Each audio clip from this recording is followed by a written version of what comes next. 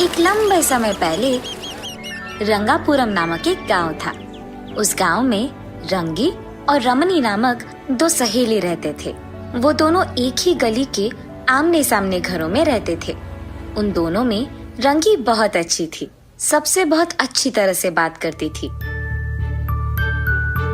अरे आई, कैसे हो आप? सब ठीक? सब ठीक ही है बेटा। अरे वाह, बोलो आज क्या पकाया आपने? कुछ नहीं बेटा। अरे ऐसे कैसे? ये लो, ये मूली लेकर आप कुछ बनाओ। मेरी प्यारी बेटी, शुक्रिया। 100 साल जियो बेटी। ऐसे वो सबसे अच्छी तरह से बात करते हुए मिलजुल के रहती थी। जितना था उतने में खुश रहकर सबकी मदद करते हुए रहती थी। और ऐसे ही उसको अपनी सहेली रमनी से भी बहुत लगाव था। लेकिन रमनी अपने आप को आईने में देखकर, आहा, इस सारी दुनिया में तुझसे बढ़कर कोई खूबसूरत नहीं है। इतनी सुंदरता की कोई भला प्रशंसा किए बिना कैसे रहे? तुम्हारी सुंदरता और चतुराई के आगे कोई खड़ा नहीं रह सकता।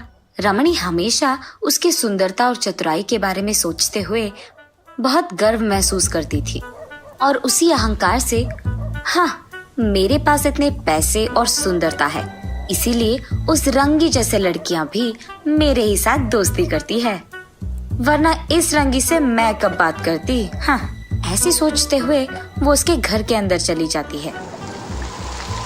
रंगी के पिता को खेती में नुकसान होने के कारण उसके परिवार की आर्थिक स्थिति बदल जाती है।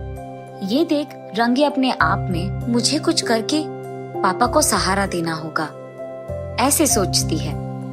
उसी दुखी में वो फलों का व्यापार करने की फैसला लेती है और तुरंत फलों की दुकान का इंतजाम करती है। रंगी के इस दृढ़ निश्चय का गवाह उसकी दुकान आकर उसके सहारा देने वाले ग्राहक थे। उस गांव के सारे लोग रंगी के पास ताजा फल खरीदते थे। खुशी के मारे रंगी अपने आप में, अगर मेरा व्यापार ऐसे ही कुछ और दिन चलते रहा तो मैं अपने पिता का सहायता कर पाऊंगी और हमारे सारे दुख दूर हो जाएंगे। और ऐसे रंगी की आर्थिक स्थिति बढ़ने लगती है और गांव वाले भी रंगी के अच्छाई के बारे में बात करने लगते हैं। रमणी गुस्से में, हाँ, ये रंगी यहाँ दुकान लगाकर सबको उसके जाल में फंसा रही है।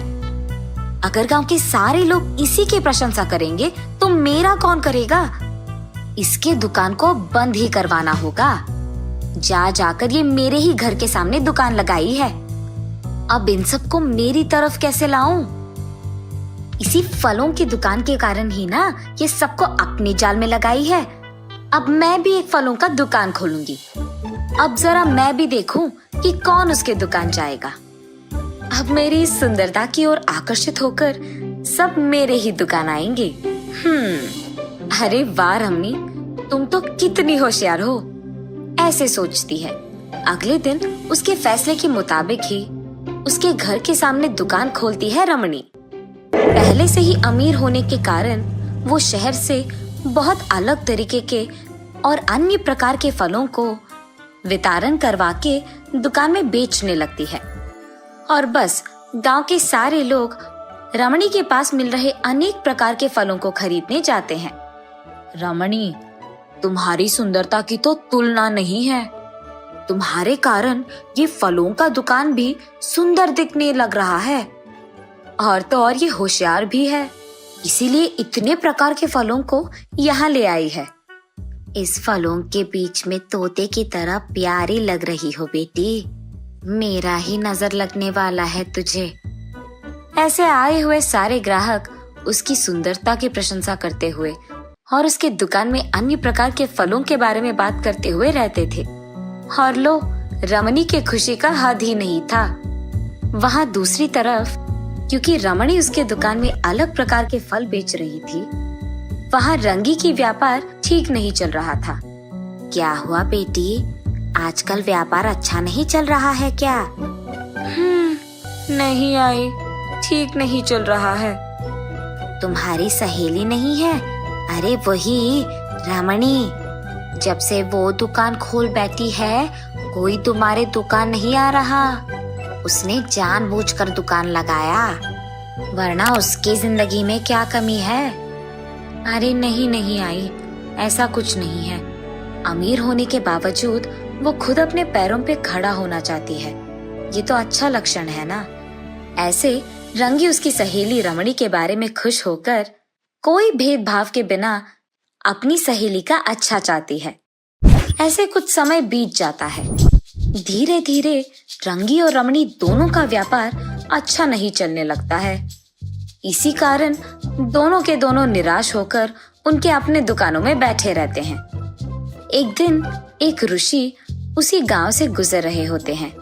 रमणी के दुकान के पास आकर, बेटी बहुत भूख लग रहा है, खाने एक फल दे सकती हो क्या?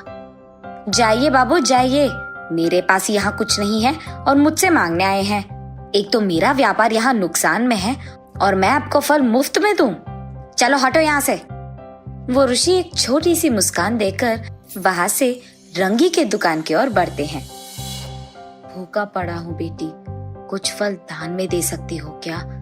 भूख मिट जाएगा। ऐसे ही वो ऋषि रंगी को भी पूछता है। अरे रे स्वामी जी, इतना पूछने की क्या जरूरत है, आइए यहाँ बैठिए। ये कहकर वो उस ऋषि को उसके घर के पास बिठाकर कुछ फलों को काटकर उन्हें देती है। उस मुनि के खाने के दौरान रंगी उनकी सेवा करती है। उनके खाने के बाद वो मुनि वहाँ से चल बसते हैं। खुश रहो बेटी, ये कहकर एक छोटी मुस्कान देकर उनके पास मौजूद पवित्र जल को रंगी के दुकान में मौजूद फलों पे डालकर वहाँ से चले जाते हैं और रंगी उनको नमस्कार करती है। पीछे मुड़ते ही उसके दुकान में अलग प्रकार के बहुत सारे फल देख रंगी आश्चर्यचकित हो जाती है। कुछ देर बाद, रंगी आज मेरे घर में बहुत सारे मेहमान आए बेटी और खाने के लिए फल चाहिए। तुम्हारे पास मौजूद सारे फलों को मेरे गाड़ी में लगाओ। ये सुनकर रंगी बहुत खुश होती है। शायद मेरी सुनकर वो भगवान ही ऋषि के अवतार में आकर मेरी सहायता कर रहे हैं। ये कहकर वो आसमान की ओर देखकर भगवान की शुक्रिया अदा करती है। रंगी के अगले दिन उठने से पहले ही खाली पड़े फलों के बक्सों में फल भरे रहते हैं। ये देख रंगी को समझ में ही नहीं आता कि वो सपना है या सच। कुछ ही दिनों में रंगी का व्यापार बहुत लाभ पाता है। तब से हर रोज सुबह रंगी के उठने से पहले ही फलों के सारे बक्सों में फल भरे रहते हैं और बस कुछ ही दिनों में रंगी अमीर बन जाती है। ये सब देख रमणी, ये सब रंगी ने कैसे किया, ये सोच वो दंग रह जाती है।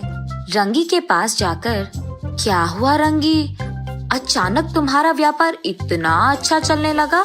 और बस जो कुछ भी हुआ रंगी उसे बताती है। अरे रे, अगर मैं उसी दिन उस ऋषि को फल दान में दे देती तो शायद मुझे ये सब मिलता। मैंने ये मौका खो दिया। ऐसे अपने आप में वो निराश होती है और उसी दुख में वो अपने घर चले जाती है। अब उस रंगी का किस्मत अगर मुझे हासिल करना है तो उसकी दुकान में मौजूद टोकरी को मुझे चुराना होगा। ये फैसला करके रमणी रात के समय में रंगी के दुकान जाकर उसकी टोकरियों को चुराती है। उन टोकरियों को घर ले आने के बाद रमणी उन टोकरियों के भरने का इंतजार करती है। रात सुबह में बदल जाती है लेकिन वो टोकरी सारे खाली के खाली रहते हैं। हाय भगवान, मेरी टोकरी कहाँ गए? कहीं नजर नहीं आ रहे। क्या हुआ होगा? रंगी ऐसे अपने टोकरियों को ढूंढते ढूंढते रमणी के दुकान की ओर बढ़ती है। वहाँ उसे फलों की टोकरियों के साथ दुखी बैठी रमणी दिखाई देती है और बस रंगी को सब समझ में आता है। रंगी को देख रमणी निराश होते हुए उसके पास जाकर, मैंने बहुत बड़ी गलती किया है, मुझे माफ करो। घमंड और जलन के कारण ही मैंने ये सब किया है। अपनी गलती मानने के लिए भी हिम्मत की जरूरत होती है रमणी, और तुम बहुत हिम्मत वाली हो। रमणी को ये कहकर रंगी अपने टोकरियों को लेकर उसके घर चले जाती है। माफ करने वाले महान हैं। ऐसे रमणी रंगी के बारे में अपने मन में सोचती है। ऐसे सहेलियां दोनों एक दूसरे को अच्छी तरह समझकर अपने खुद के व्यापार करने लगते हैं।